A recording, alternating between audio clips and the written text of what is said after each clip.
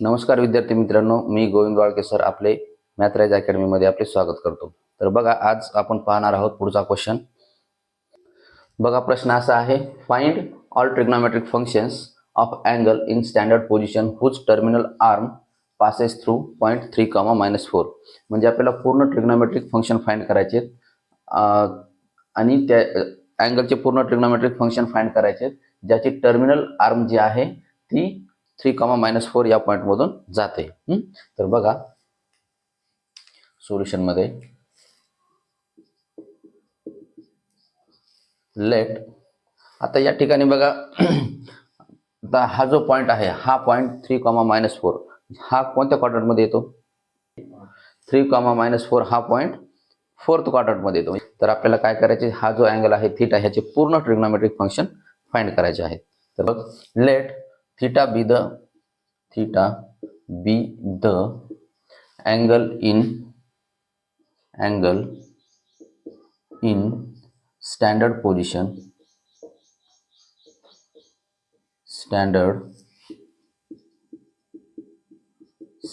position whose terminal arm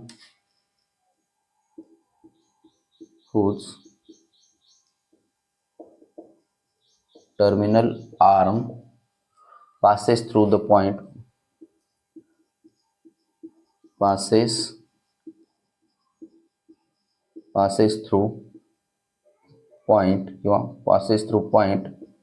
P of 3, -4. आपण याला नाव दिलं P दिलं. मग आता याचे x कोऑर्डिनेट कोणता आहे? देअरफॉर x इक्वल टू काय असेल? 3 अँड y इक्वल टू काय असेल? -4. आणि आपल्याला माहित आहे, ऑलरेडी आपण बघितलेलं आहे, जेव्हा आपल्याला हे जे डिस्टन्स असतं ओरिजिन पासून त्या पॉईंटचं जर डिस्टन्स काढायचं असेल आणि त्या पॉईंटचे जर आपल्याला x कोऑर्डिनेट आणि y कोऑर्डिनेट माहित असतील तर आपल्याला फॉर्म्युला माहित आहे r इक्वल टू, बघा, वी नो दॅट, आपल्याला या ठिकाणी ही जी त्या पॉईंटचं डिस्टन्स ओरिजिन पासून किती आहे फाइंड करावं लागेल. We know that OP equal to √x² + y². बरोबर आहे. त्यानंतर मग आता x आणि y च्या व्हॅल्यू ठेवू आपण. काय येईल मग? x चा स्क्वेअर, 3 चा स्क्वेअर किती येईल? तर लिहू असं -4 चा स्क्वेअर, 3 चा स्क्वेअर 9 येईल आणि -4 चा स्क्वेअर किती येईल मग?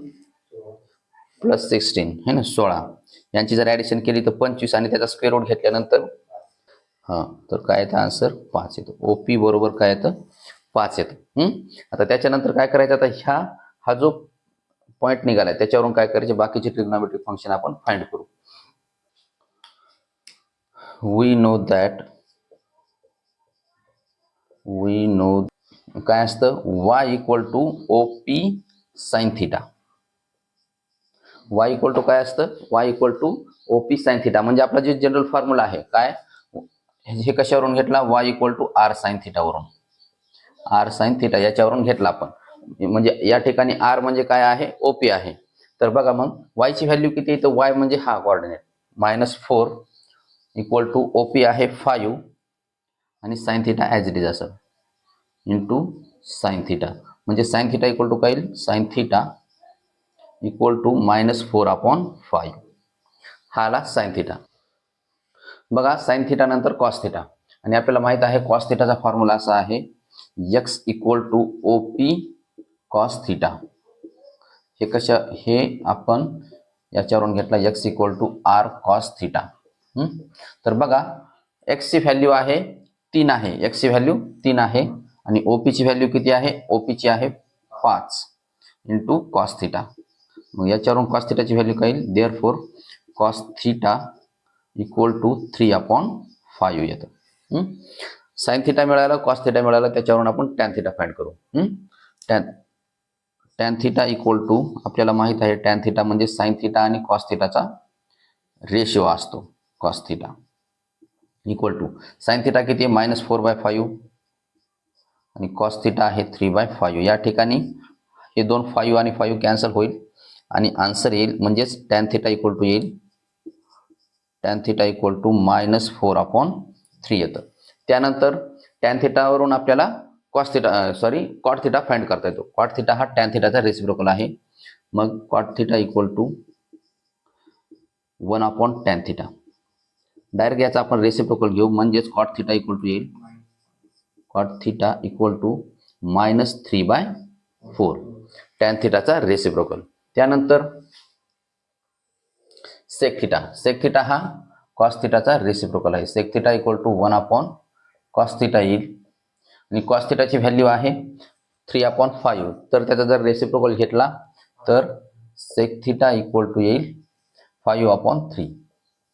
आणि शेवटी कोसेक थिटा हा साइन थिटाचा रेसिप्रोकल म्हणजेच 1/sin थिटा आणि therefore cosec theta equal to येईल साइन थिटाची व्हॅल्यू आहे बघा -4/5, तर त्याचा रेसिप्रोकल येईल -5/4. हा आहे कोसेक थिटा. अशा प्रकारे आपण पूर्ण ट्रिग्नोमेट्रिक फंक्शन फाइंड केले आहे. बघा पुढचा क्वेश्चन असा आहे, if cos theta equal to 12/13 theta is greater than 0 less than π/2 आणि त्याच्यावरून find the value of sin square theta minus cos square theta upon 2 sin theta cos theta आणि दुसरी आहे 1/tan स्क्वेअर थिटा. या दोन फंक्शनची आपल्याला व्हॅल्यू फाइंड करायच्यात. तर बघा सोल्युशनमध्ये आता या ठिकाणी आपल्याला cos थिटाची व्हॅल्यू दिलेली आहे. त्याच्यावरून काय करू आपण sin थिटाची व्हॅल्यू फाइंड करू, कारण sin थिटा आपल्याला फाइंड करावंच लागेल. बघा दिलेला आहे given cos theta equal to 12/13 आणि दुसरं काय सांगितलं आता बघा थिटा इज अँड किंवा इथं असं डायरेक्ट लिहू theta is greater than 0 and less than π/2. म्हणजे हा जो अँगल थिटा आहे तो फर्स्ट क्वाड्रंटमध्ये येतो, म्हणजे तो कसा असेल पॉझिटिव्ह येईल. फर्स्ट क्वाड्रंटमध्ये म्हणलं की पॉझिटिव्ह. बघा याच्यावरून आपण cos थिटावरून sin थिटा फाइंड करू. वी नो दॅट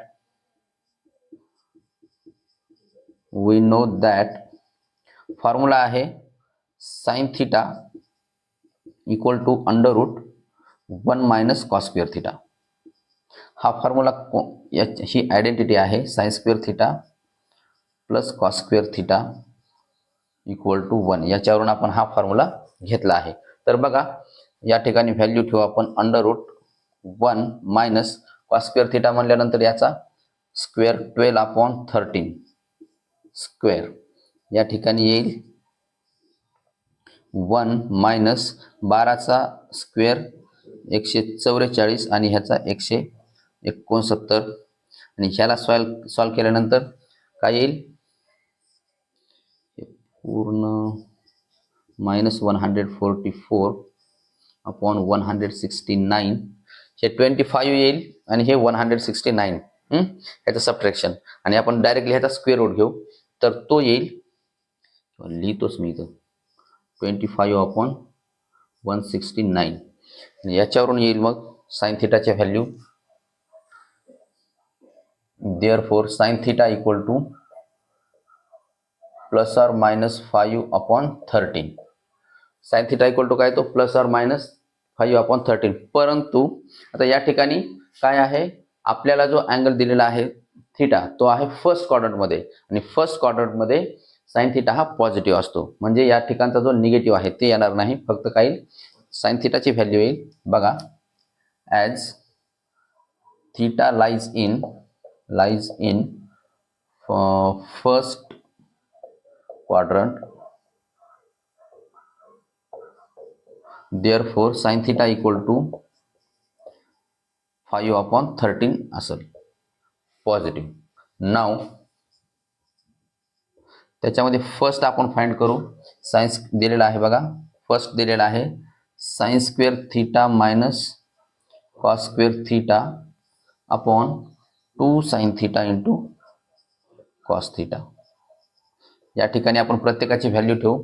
साइन थिटाची व्हॅल्यू आहे 5/13, त्याचा स्क्वेअर घेऊ डायरेक्टली 25/169 येईल मायनस कॉस थिटाची व्हॅल्यू आहे 12/13, ह्याची व्हॅल्यू काय मग स्क्वेअर घेऊ 144/169 divided by 2 into sine theta आहे 5/13 इंटू कॉस थिटा आहे 12/13. याला सॉल्व केल्यानंतर हा 169 येईल. 25 मायनस 144, 25 मायनस 144 अपॉन 169 आणि इथं खाली येईल बघ नाही 120 येईल. 5 दोन्ही 10 आणि 10 गुणिले 12 किती येतं 120. 120 भागिले 169. या ठिकाणी 169 आणि हा कॅन्सल होईल 1 म्हणजे 119 अपॉन 120 मायनस 119 अपॉन 120 आन्सर येते. हे आहे म्हणजेच देअरफॉर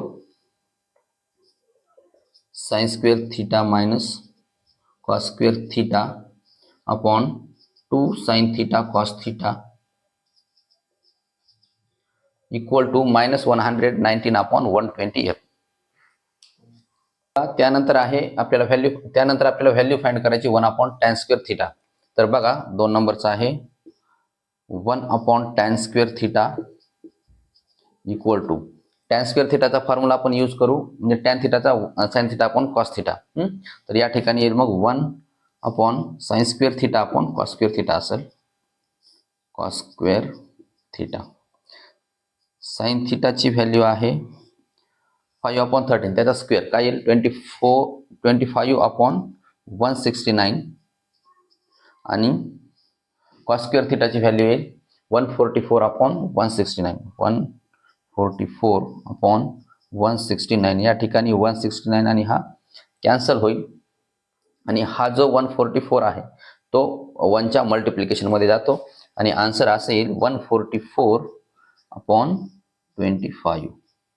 हा 144 1च्या मल्टिप्लिकेशनमध्ये जातो. 1 इंटू 144 144 आणि हा 25 खाली ॲज इट इज राहतो आणि हे आला answer 1 upon tan square थीटाचं.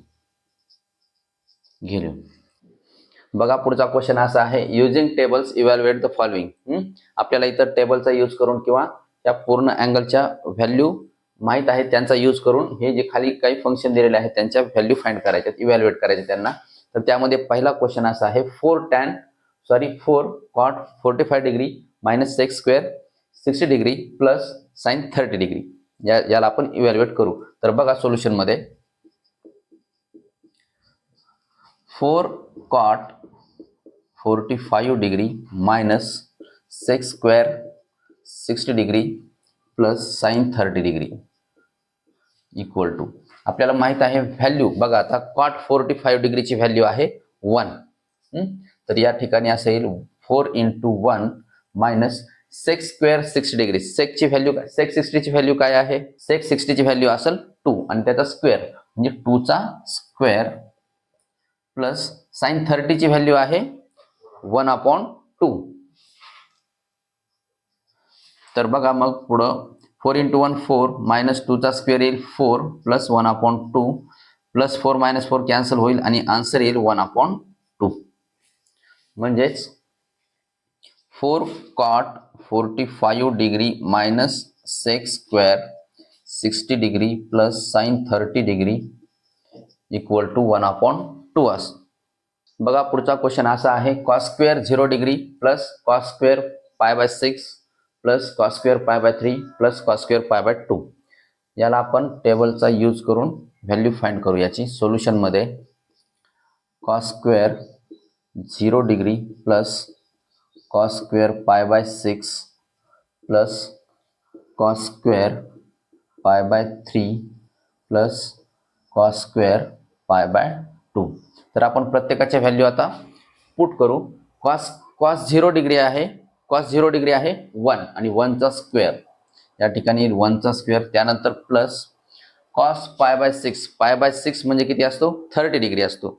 Cos 30 डिग्रीची value काय आहे √3/2 आणि √3/2 चा स्क्वेअर येईल. या ठिकाणी √3/2 चा square plus cos square pi by 3 पाय बाय 3 म्हणजे 60 डिग्री असतो आणि कॉस 60 डिग्री आहे 1 अपॉन 2 आणि इथं येईल 1 अपॉन 2 चा स्क्वेअर आणि शेवटी कॉस स्क्वेअर पाय बाय 2 म्हणजे 90 आणि कॉस 90 ची व्हॅल्यू आहे 0 आणि या ठिकाणी येईल मग 0 चा स्क्वेअर. तर बघा पुढं 1 चा स्क्वेअर 1 प्लस √3 चा स्क्वेअर 3 येईल आणि 2 चा स्क्वेअर 4 प्लस हा 1 1 आणि इथं येईल 4 ते 0, 0चा स्क्वेअर 0. आता या ठिकाणी येईल मग आन्सर, याला आपण 4 न मल्टिप्लाय करू. इथं हे बघा 1 प्लस हे 4/4 होईल. 4/4 म्हणजेच या ठिकाणी येईल 1, 1 प्लस 1 म्हणजेच आन्सर येईल 2. Therefore cos square 0 degree plus cos square π/6 plus cos square π/3 plus cos square π/2 equal to 2. बघा पुढचा क्वेश्चन असा आहे, find the other trigonometric functions. आपल्याला बाकीचे ट्रिग्नोमेट्रिक फंक्शन फाइंड करायचे आहेत. आता या ठिकाणी दिलेला आहे बघा, if cos θ equal to -3/5, cos θ ची व्हॅल्यू दिली -3/5 अँड थिटा आहे, theta is greater than 180 degree and less than 270 degree. म्हणजे थिटा अँगल जो आहे तो थर्ड क्वाड्रंटमध्ये आहे. तर बघा सर्वप्रथम आता आपण या ठिकाणी सोल्युशन मध्ये जी दिलेली व्हॅल्यू आहे ती घेऊ. Given cos θ equal to -3/5 and comma देऊन लिहा 180 degree, theta is greater than 180 degree and less than 270 degree. हा थर्ड क्वाड्रंटमध्ये आहे. बघा cos θ दिलेला आहे, त्याच्यावरून आपण sin θ फाइंड करू. तर काय मग sin θ चा फॉर्म्युला आपल्याला माहित आहे. वी नो दॅट आयडेंटिटीचा यूज करून फाइंड करू. बघा काय येईल, sin θ इक्वल टू आत्ताच आपण फॉर्म्युला यूज केला होता, √1 - cos स्क्वेअर θ, 1 - cos स्क्वेअर θ. हा फॉर्म्युला असा याच्यावरून घेतला, sin square θ plus cos square θ equal to 1. याच्यावरून आपण हा फॉर्म्युला घेतलेला आहे. तर बघा मग sin θ इक्वल टू काय येईल, therefore sin θ equal to √1 - cos square θ. बघा -3/5 चा स्क्वेअर येईल 9/25. तो निगेटिव्ह आहे, त्याचा स्क्वेअर पॉझिटिव्ह येतो 9/25. याला सॉल्व्ह केल्यानंतर येईल √25 - 9/25 आणि याला सॉल्व्ह केल्यानंतर अजून येईल बघा 16/25 आणि याचा जर स्क्वेअर रूट घेतला तर तो येईल ±4/5 sin θ इक्वल टू. पण आपल्याला इथं सांगितलेलं आहे की अँगल थिटा जो आहे तो थर्ड क्वाड्रंटमध्ये आहे आणि थर्ड क्वाड्रंटमध्ये असल्यानंतर sin θ हा निगेटिव्ह असतो. थिटा थर्डमध्ये आहे तर sin θ थर्डमध्ये निगेटिव्ह असतो. म्हणजे याच्यामधली व्हॅल्यू येईल sin θ इक्वल टू -4/5. असं लिहा, as theta lies in third quadrant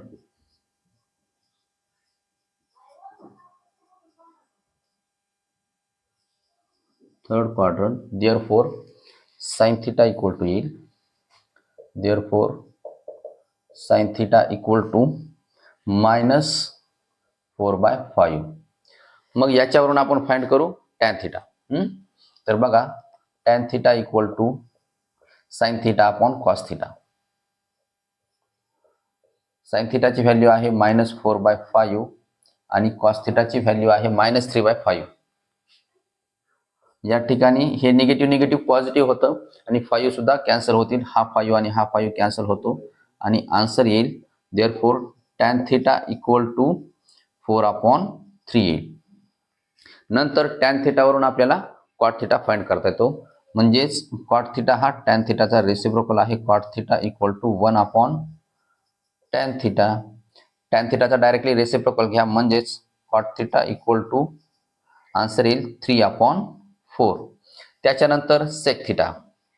sec θ हा cos θ चा रेसिप्रोकल आहे, म्हणून देअरफॉर sec θ इक्वल टू येईल cos θ चा रेसिप्रोकल. cos θ ची व्हॅल्यू आहे -3/5 आणि त्याचा जर रेसिप्रोकल घेतला तर काय येईल, -5/3 येईल, -5/3.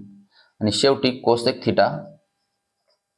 cosec θ इक्वल टू cosec θ हा sin θ चा रेसिप्रोकल असतो. तर देअरफॉर cosec θ इक्वल टू येईल cosec θ इक्वल टू -5/4. आणि अशा प्रकारे बघा पूर्ण ट्रिग्नोमेट्रिक फंक्शन्सच्या व्हॅल्यू आपण फाइंड केल्या. आपल्याला cos θ दिला होता आणि तो थर्ड क्वाड्रंटमध्ये अँगल आहे. बघा पुढचा क्वेश्चन असा आहे, if sec a equal to -25/7 and a lies in the second quadrant. बघा आपल्याला sec a ची व्हॅल्यू दिली आहे -25/7 आणि अँगल a जो आहे तो सेकंड क्वाड्रंट मध्ये आहे असं सांगितलेलं आहे. तर बघा याच्यावरून आपण फाइंड करू आता बाकीचे ट्रिग्नोमेट्रिक फंक्शन. सोल्युशन मध्ये दिलेली माहिती देऊ अगोदर. Given sec a equal to -25/7 and a lies in second quadrant. तर बघा आता sec a वरून आपण cos a फाइंड करू शकतो. तर बघा we know that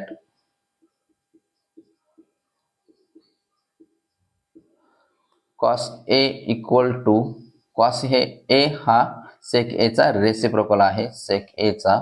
तर या देअरफॉर cos a ची व्हॅल्यू येईल मग cos a इक्वल टू -7/25. याच्या नंतर आपण tan ची व्हॅल्यू फाइंड करू. असं येईल tan a equal to √sec square a -1 आणि ही जी आयडेंटिटी आहे आपण याच्यावरून घेतली 1 + tan square theta equal to sec square theta. याच्यावरून हा फॉर्म्युला घेतला आपण. तर बघा मग आता डायरेक्टली व्हॅल्यू ठेवून देऊ. √ हे आहे -25/7. 25 चा स्क्वेअर आहे 625.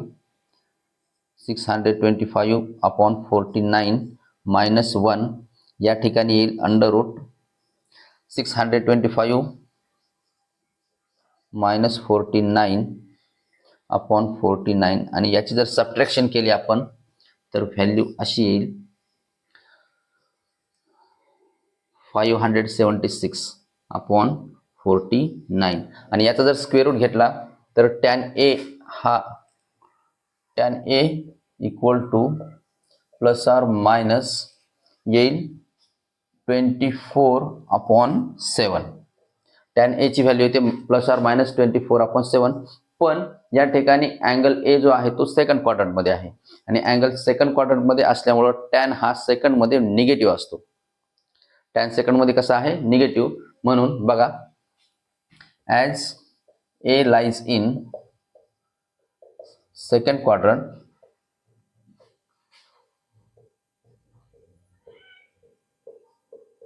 Therefore tan a equal to tan a ची व्हॅल्यू असेल -24/7. तर बघा आपल्याला व्हॅल्यू मिळाली sec a ची आहे, cos a ची काढली आणि tan a ची. मग त्याच्यावरून आता आपण sin a ची व्हॅल्यू काढू. तर बघा या ठिकाणी आपण असा फॉर्म्युला घेऊ शकतो. tan a equal to sin a/cos a हे आपल्याला माहित आहे. तर मग याच्यावरून बघा therefore sin a equal to असं होईल tan a into cos a. असा हा cos a इकडे घेतला आपण आणि formula sin a equal to tan a into cos a. तर बघा tan a ची व्हॅल्यू आहे -24/7 इंटू आणि cos a ची व्हॅल्यू आहे -7/25. -7/25 या ठिकाणी निगेटिव्ह पॉझिटिव्ह होतो 7 कॅन्सल होईल आणि व्हॅल्यू येईल याची 24/25. ही आली sin a ची व्हॅल्यू. त्याच्यावरून मग आता आपल्याला cot a आणि cosec a याच्यावरून आपण cosec a फाइंड करू. Therefore cosec a equal to 1/sin a म्हणजे cosec a हा sin a चा रेसिप्रोकल आहे. देअरफॉर cosec a येईल cosec a equal to 25/24. cot a equal to येईल 1/tan a. Therefore cot a equal to -7/24. ही value cot a ची आहे.